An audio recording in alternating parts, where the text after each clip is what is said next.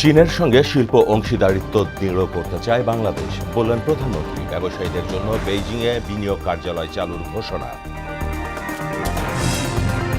মাদক নিয়ন্ত্রণে আলাদা ট্রাইব্যুনাল করবে সরকার, জানালেন স্বরাষ্ট্রমন্ত্রী। প্রতারণা ঠেকাতে ফের বাংলা কিউআর চালুর সিদ্ধান্ত কেন্দ্রীয় ব্যাংকের।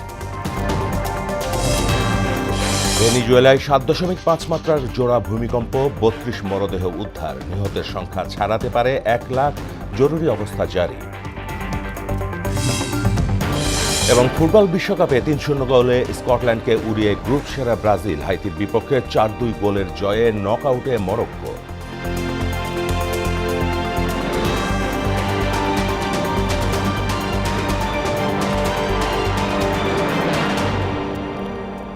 আসসালামু আলাইকুম, স্বাগত মোহনা সংবাদে। এতক্ষণ শুনছিলেন শিরোনাম। পুরো সংবাদের সঙ্গে আছি মাহমুদ হোসেন। চীনা ব্যবসায়ীদের জন্য সেবা সহজ করতে শিগগিরই দেশটিতে বাংলাদেশের প্রথম বিনিয়োগ কার্যালয় চালুর ঘোষণা দিয়েছেন প্রধানমন্ত্রী তারেক রহমান। সকালে বেইজিংয়ে বাংলাদেশে বিনিয়োগ ফোরামে দেয়া বক্তব্যে তিনি এমন ঘোষণা দেন। সরকার প্রধান বলেন, চীনের সঙ্গে গভীর শিল্প অংশীদারিত্ব গড়ে তুলতে চায় বাংলাদেশ। বৈশ্বিক ব্যবসার জন্য সরকারের প্রস্তুতি তুলে ধরে তিনি বলেন, আমলাতান্ত্রিক জটিলতা দূর করতে 180 দিনের কর্মপরিকল্পনা বাস্তবায়ন শুরু হয়েছে। চীন থেকে হুমায়ুন কবিরের প্রতিবেদন, জানাচ্ছেন তানজিদ ভুইয়া। বৃহস্পতিবার চীনের বেইজিংয়ে অনুষ্ঠিত বাংলাদেশ বিনিয়োগ ফোরামে যোগ দেন প্রধানমন্ত্রী তারেক রহমান। সম্মেলনে বাংলাদেশে বিনিয়োগের সুযোগ সুবিধা নিয়ে বিশেষ প্রেজেন্টেশন উপস্থাপন করেন বিডার নির্বাহী চেয়ারম্যান আশিক চৌধুরী। সম্মেলনে অংশ নেন চীনের 125 জন ব্যবসায়ী। বক্তব্যে প্রধানমন্ত্রী তারেক রহমান বলেন, নিয়মিত যোগাযোগ স্থাপনে চীনে প্রথম বিনিয়োগ কার্যালয় খুলতে চায় Bangladesh. I am also happy to announce that soon we will be opening our first investment office in China. It is a relationship of trust, respect, and practical cooperation. Over these years, this relationship has moved from diplomacy to development, from development to trade. কয়েক দশক ধরে ঢাকা বেইজিংয়ের মধ্যে আস্থা, শ্রদ্ধা এবং বাস্তব সহযোগিতার সম্পর্ক রয়েছে উল্লেখ করে তিনি বলেন, বাংলাদেশ এখন বৈশ্বিক ব্যবসার জন্য সম্পূর্ণ প্রস্তুত। বিনিয়োগের ক্ষেত্রে আমলাতান্ত্রিক জটিলতা দূর করতে 180 দিনের কর্মপরিকল্পনা বাস্তবায়ন শুরু করছে BNP Sarkar. We are also working hard to improve our broader investment ecosystem. The government is about to start a new licensing approval process, which will allow new businesses to start operation in Bangladesh in less than 15 days. My government issues an unwavering commitment to you. Your investment will be valued, your concern will be heard, and your growth will be supported through a more responsive investment ecosystem. চীনা বিনিয়োগকারীদের জন্য চট্টগ্রামের আনোয়ারায় বিশেষ অর্থনৈতিক অঞ্চলের কাজ দ্রুত এগিয়ে চলছে বলে জানান সরকার প্রধান। This location provides logistics, port connectivity, utility, workers, suppliers, and a long-term ecosystem. We are also working with China to upgrade our bilateral investment treaty so that investors can have stronger confidence, clear protection, and a more modern framework for investment. Today, I invite more Chinese companies to come Bangladesh and see Bangladesh with fresh eyes. তিনি বলেন, নবায়নযোগ্য জ্বালানি, IT O pharmaceuticals খাতে বিশেষ নীতিগত সুবিধা ও প্রণোদনা দেয়া হবে। এ সময় চীনা কোম্পানিগুলোকে বাংলাদেশের পরবর্তী অর্থনৈতিক বিষয়ের অংশীদার হওয়ার আহ্বান জানান প্রধানমন্ত্রী Tarique Rahman. Towards a long-term sustainable growth, economic development, and mutual prosperity for both Bangladesh and China. Come to Bangladesh, invest in Bangladesh. Let us prosper together in a true partnership of equals. Tanzid Bhuiyan, মোহনা সংবাদ, Dhaka. President জিয়ার বহুমুখী পররাষ্ট্র নীতির ধারায় তারেক রহমান দেশকে এগিয়ে নিয়ে যাচ্ছেন বলে মন্তব্য করেছেন প্রধানমন্ত্রীর রাজনৈতিক উপদেষ্টা ও বিএনপির সিনিয়র যুগ্ম মহাসচিব রুহুল কবির রিজভী।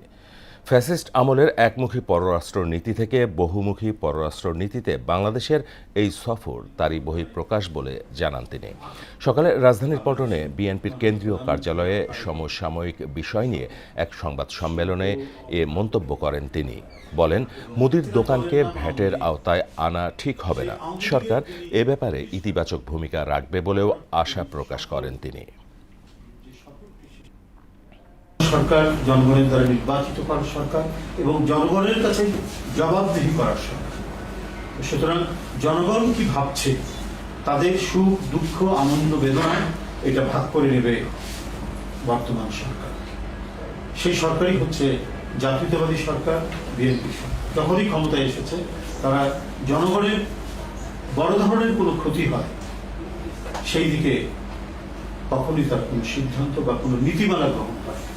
বিগত আমলগুলোতে বিশেষ করে ফ্যাসিস্ট আমলে যে একমুখী পররাষ্ট্রনীতি ছিল, সেখান থেকে বহুমুখী পররাষ্ট্রনীতি, অর্থাৎ শহীদ রাষ্ট্রপতি জিয়াউর রহমান যেমন সেই সময়ে ৭২ থেকে ৭৫-এর একমুখী এক দেশদর্শী পররাষ্ট্রনীতি থেকে গোটা বিশ্বে একটি স্বাধীন দেশের পররাষ্ট্রনীতি কি হওয়া উচিত, এই যে ওপেন আপ করা, আমরা সেটারই আবার বহিঃপ্রকাশ করছি।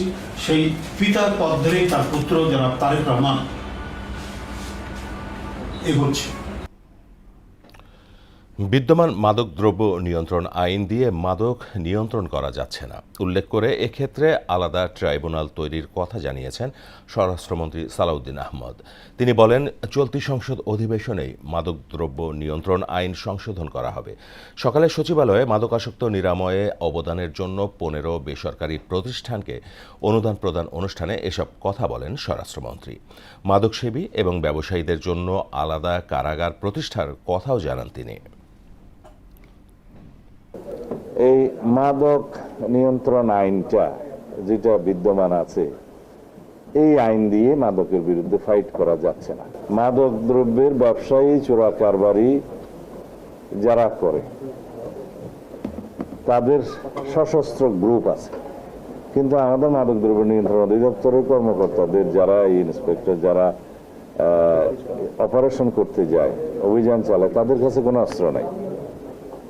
এটা অনেকটা ঢাল নাই, তলোয়ার নাই, নিধিরাম সর্দারের মতো।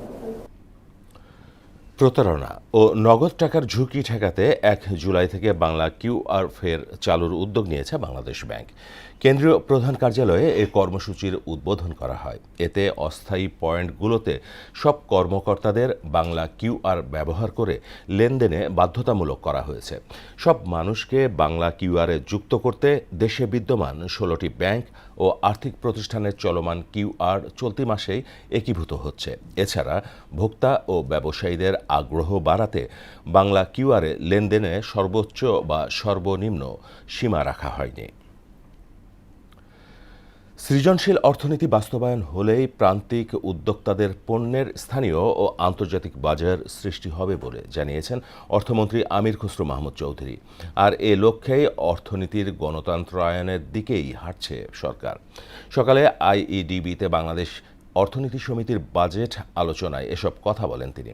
ইতোমধ্যেই ক্ষুদ্র ঋণের ১০,০০০ কোটি টাকা ছাড় দেওয়া হয়েছে জানিয়ে মন্ত্রী বলেন, ঋণ নয়, সঠিক ব্যবস্থাপনার মাধ্যমেই হতদরিদ্রদের স্বাবলম্বী করা হবে, যা বাজেটের ঘাটতি মোকাবেলায় কার্যকর পদক্ষেপ বলে মনে করেন আমির খসরু মাহমুদ চৌধুরী।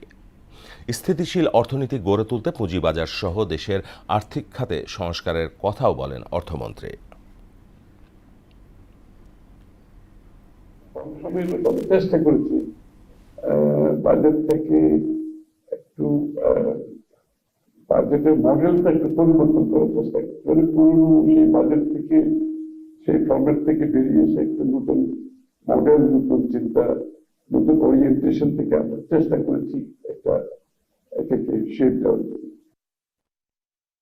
একদিনে 2,40,00,000 শিশুকে ভিটামিন A+ টিকা দেয়া হবে বলে জানিয়েছেন স্বাস্থ্য প্রতিমন্ত্রী ডক্টর এম এ মুহিত। সকালে সচিবালয়ে ব্রিফিংয়ে এসব কথা জানান তিনি। এ সময় তিনি আরও বলেন, প্রথম রাউন্ড শেষ হলে পর্যায়ক্রমে আগামী ডিসেম্বরে দ্বিতীয় রাউন্ডে ভিটামিন A+ টিকা দেবে সরকার। এক প্রশ্নের জবাবে স্বাস্থ্য প্রতিমন্ত্রী জানান, বিগত সরকার জনসংখ্যার পরিসংখ্যান নিয়ে তথ্য ঘাটতি করেছে। জিডিপির পরিমাণ বেশি দেখানোর জন্য সঠিক জনসংখ্যা বা শিশুর সংখ্যা জানা যায়নি। এজন্য শিশুরা সঠিক সেবা পায়নি বলেও অভিযোগ করেন এম এ মোহিত। আমাদের এই ক্যাম্পেইন সার্বিক সহযোগিতা এবং বাস্তবায়নে স্বাস্থ্য ও পরিবার কল্যাণ মন্ত্রণালয় এবং পাশাপাশি জাতীয় পুষ্টি সেবা এবং স্বাস্থ্য অধিদপ্তর এটার নেতৃত্ব দেবে। জাতীয় পুষ্টি প্রতিষ্ঠান এটা বাস্তবায়নে কাজ করে। মেহেরপুরের গাংনী সীমান্তে নারী পুরুষ সহ 7 জনকে পুশিনের চেষ্টা করেছে ভারতীয় সীমান্তরক্ষী বাহিনী বিএসএফ। বৃহস্পতিবার ভোরে উপজেলার শহরতলা সীমান্তের 142 নম্বর আন্তর্জাতিক পিলারের 5 ও 6S সাব পিলারের মাঝ দিয়ে ভারতের নদিয়া জেলার বজ্রনাথপুর বিএসএফ ক্যাম্পের সদস্যরা তাদের পুশিনের চেষ্টা করে।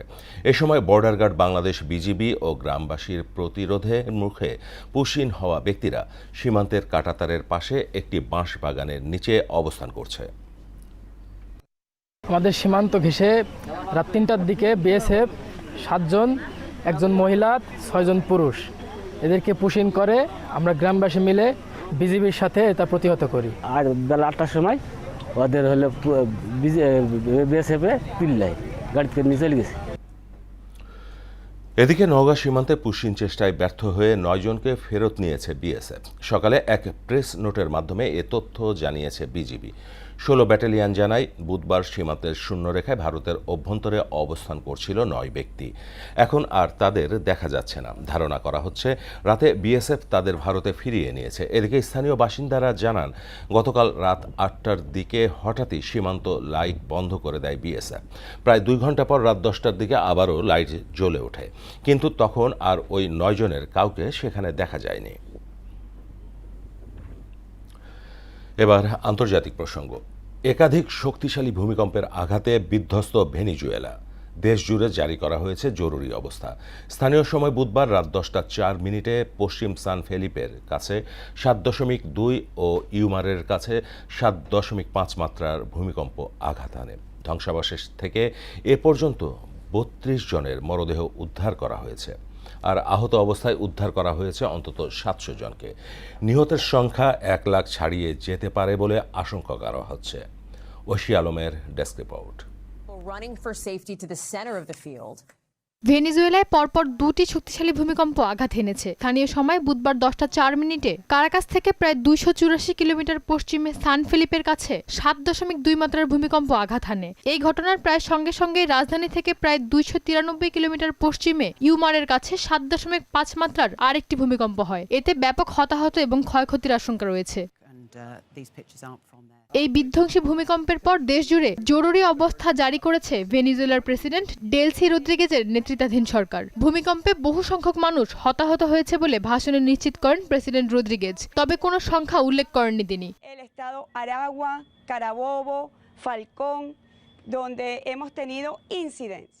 ভূমিকম্পে দেশজুড়ে ব্যাপক ক্ষয়ক্ষতি ও প্রাণহানির আশঙ্কায় স্বাস্থ্যকর্মীদের কাজে যোগ দেওয়ার আহ্বান জানান তিনি। এছাড়া দেশজুড়ে স্কুল কলেজ বন্ধ ঘোষণা এবং মেট্রো ও রেল পরিষেবার পাশাপাশি অপ্রয়োজনীয় বিবেচিত কার্যক্রমগুলো সাময়িকভাবে স্থগিত করা হয়েছে। বিধ্বস্ত ভেনেজুয়েলার পাশে দাঁড়ানো এবং দেশটিকে সহায়তার প্রতিশ্রুতি দিয়েছে যুক্তরাষ্ট্র। দেশটির উপপররাষ্ট্রমন্ত্রী ক্রিস্টোফার লান্দাউ সামাজিক যোগাযোগ মাধ্যমে পোস্ট করা এক বার্তায় এ তথ্য জানান। ঐশী আলম, মোহনা সংবাদ। শুষ্ক মৌসুমে পানি সংকট আর বর্ষায় ভয়াবহ নদী ভাঙন। তিস্তাকে ঘিরে উত্তরবঙ্গের মানুষের এমন দুঃখ দুর্দশা বহুদিনের। চলমান বর্ষায়ও নদীর তীর ভেঙে বিলীন হয়েছে ঘরবাড়ি, ফসলি জমি। এমন বাস্তবতায় তিস্তা মহাপরিকল্পনা বাস্তবায়নের দিকেই তাকিয়ে এই অঞ্চলের মানুষ।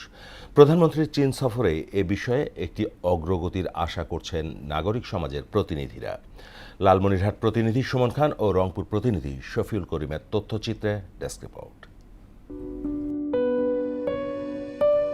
তিস্তা উত্তরবঙ্গের অন্যতম প্রধান নদী। এক সময়ের প্রমত্তা নদীটি এখন বছরের অধিকাংশ সময় জেগে থাকা বালুচরে পরিণত হয়েছে।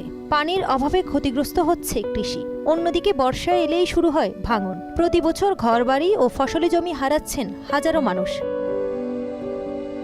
এমন বাস্তবতায় নতুন আশা দেখাচ্ছে তিস্তা মহাপরিকল্পনা, যাতে অন্তর্ভুক্ত রয়েছে নদী খনন, তীর পানি সংরক্ষণ ও বন্যা নিয়ন্ত্রণে নেওয়া বিভিন্ন উদ্যোগ, যাকে সাধুবাদ জানিয়েছেন স্থানীয়রা। তিস্তাটা যদি শাসন করা হয় তাহলে দুই পারের মানুষগুলো বাঁচবে।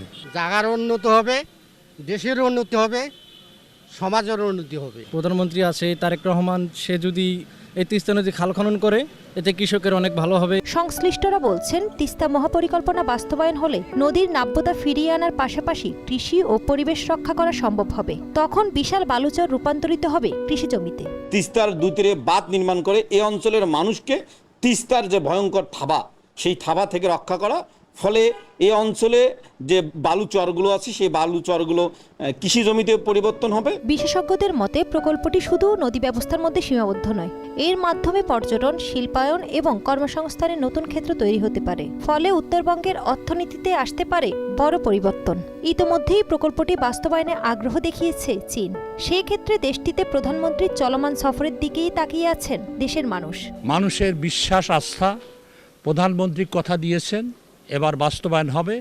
আমরাও এই বিশ্বাসের উপর থেকে বলতে চাই, এইবার যেন আমাদের এই মানুষের জাগরণ আশা যেন আশাহত না হয়, দ্রুত তিস্তা মহাপরিকল্পনা বাস্তবায়ন হয়। সেখানে যে তারা যে এই শ্রমিককে অংশগ্রহণ করতে পানি উন্নয়ন বোর্ডের সাথে, সেখানে অবশ্যই একটা সফলতার দিক আসবে এবং আমরা চাই যে নিজস্ব অর্থায়নে আমরা সে দিক নির্দেশনা ইতিমধ্যে দিয়ে দিচ্ছি, কীভাবে এই টাকা আসবে সেই নির্দেশনায় তিস্তা মহাপরিকল্পনা বাস্তবায়ন করবে। তিস্তা কেবল একটি নদী নয়, এর সঙ্গে জড়িয়ে আছে উত্তরবঙ্গের কোটি মানুষের জীবন জীবিকার প্রশ্ন। তাই দীর্ঘদিনের সমস্যা স্থায়ী সমাধানে তিস্তা মহাপরিকল্পনার দিকে তাকিয়েই এই অঞ্চলের মানুষ। এখন দেখার বিষয় কবে নাগাদ বাস্তব রূপ পায় এই বহুল আলোচিত প্রকল্প। তাহসিন তারিন, মোহনা সংবাদ। উজান থেকে নেমে আসা পাহাড়ি ঢল আর টানা বৃষ্টিতে টাঙ্গাইলে যমুনা সহ সবকটি নদীর পানি বেড়েছে। পানি বৃদ্ধির সঙ্গে সঙ্গে জেলার সদর ও গোপালপুর উপজেলায় দেখা দিয়েছে তীব্র নদী ভাঙন। এরই মধ্যে নদীগর্ভে বিলীন হয়েছে ঘরবাড়ি ও ফসলি জমি। হুমকিতে পড়েছে ঢাকা তারাকান্দি সড়ক সহ বহু স্থাপনা। মোহাইমিনুল ইসলাম হৃদয়ের প্রতিবেদন, জানাচ্ছেন মিশাল বিনতে আনোয়ার। উজান থেকে নেমে আসা পাহাড়ি ঢল আর টানা বৃষ্টিতে ফুঁসে উঠেছে টাঙ্গাইলের যমুনা নদী। হু হু করে বাড়ছে পানি, আর তার সঙ্গে পাল্লা দিয়ে শুরু হয়েছে নদী ভাঙন। জেলার সদর উপজেলা চরপৌলি এবং গোপালপুর উপজেলার নলিন বাজার, শাখারিয়া ও উত্তর পাথালিয়া এলাকায় এখন শুধুই ভাঙনের আর্তনাদ। এর মধ্যে নদীগর্ভে চলে গেছে বিঘার পর বিঘা জমির পাট, তিল ও সবজি ক্ষেত। স্থানীয়দের অভিযোগ, নদী থেকে অপরিকল্পিত বালু উত্তোলনের ফলে তলদেশ খালি হয়ে গেছে, আর সে কারণে পানির সামান্য স্রোতে বিলীন হচ্ছে একের পর এক এলাকা। হুমকিতে রয়েছে যাতায়াতের অন্যতম প্রধান মাধ্যম ঢাকা তারাকান্দি সড়ক। ফসল যা আছে, যা করছে সব ভেঙে যেতেছে। নদী ওই পাশে ভাঙতে ভাঙতে আস্তে আস্তে পড়ছে। রাস্তা ভেঙে জায়গা, তাহলে আমার তো থাকার ভয় নাই। এই রাস্তা যদি ভেঙে যায় তাহলে দেখা যাবে এই নদী আপনার অনেক ক্ষতিগ্রস্ত হবে মানুষ। ভাঙন ঠেকাতে আপৎকালীন ব্যবস্থা হিসেবে জিও ব্যাগ ফেলেছে পানি উন্নয়ন বোর্ড। 20টি পয়েন্টে ইতিমধ্যে আমাদের মহাপরিচালক মহোদয়ের নির্দেশক্রমে আমরা কাজ বাস্তবায়ন শুরু করেছি। ইতিমধ্যে অনেক কাজ সমাপ্ত হয়ে গেছে। এদিকে বিষয়টি নিয়ে পানি উন্নয়ন বোর্ডের সঙ্গে সার্বক্ষণিক যোগাযোগ রাখছেন স্থানীয় সংসদ সদস্য। দ্রুতই দৃশ্যমান পদক্ষেপের আশ্বাস দিয়েছেন তিনি। যাতে না ভাঙে এবং বাজারের কোনো ক্ষতি না হয় খবর নেব। যদি উত্তর পাথালিয়া এরকম কোনো ঘটনা ঘটে থাকে তাহলে আমি পানি উন্নয়ন বোর্ডের সাথে কথা বলে ব্যবস্থা নেব। সব ধরনের আমলাতান্ত্রিক জটিলতা পেরিয়ে দ্রুত স্থায়ী বাঁধ নির্মাণ করা হবে। রক্ষা পাবে ঘরবাড়ি ও ফসলি জমি সহ বহু স্থাপনা, এমনটাই প্রত্যাশা নদীপাড়ের মানুষের। মিশাল বিনতে আনোয়ার, মোহনা সংবাদ। শেষ করব মোহনা সংবাদ যাবার আগে শিরোনামগুলো আরও এক।